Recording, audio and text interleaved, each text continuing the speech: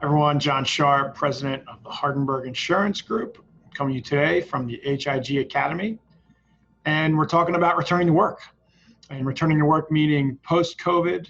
The state of New Jersey seems to be finally lightening restrictions here. So I'm sure all the presidents out there of companies are thinking about what it looks like to open back the office. And as your regional risk manager, we wanted to give you some tips. First, you've got to disinfect. When I say disinfect, let's start with the office. Have a professional cleaner come to the office and disinfect the entire office. This will give your staff some comfort knowing that you've taken care of any potential COVID that may be there. Of course, that potential is very slim, but the comfort level is important and it's something you should definitely do. Second, prepare that office to be disinfected as your staff is working there. So have disinfectant wipes around, have hand sanitizer around, and communicate to your staff that they should be actively using these items. Third, let's talk about hygiene around the office. Whenever a staff member gets up from their workspace, they should be wearing a mask. They should also be using the hand sanitizer that you've placed around the office to protect them from germs. Every time they get up and every time they sit down, they should be using that communal hand sanitizer.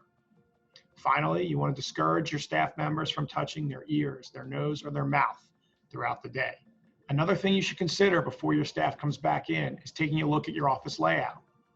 Is there space for you to spread people out more than they are now? Could you do in every other situation if you have cubes in your office? Or could you take a desk and move it to a different side of a room just to, again, spread your employees out so that there are more social distancing?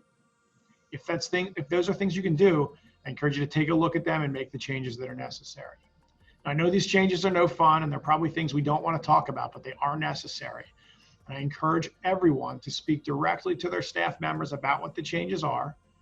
I think you should also verbalize that these aren't things that you want to do either, but they are necessary to protect all of our well-beings. And ultimately, as a business owner, that's our most important objective. We want to protect our staff members. Hopefully these tips are helping you. Hopefully your risk manager's talking to you about these things, but if they're not, at Hardenbergh, we'd love to have that conversation. Give us a call.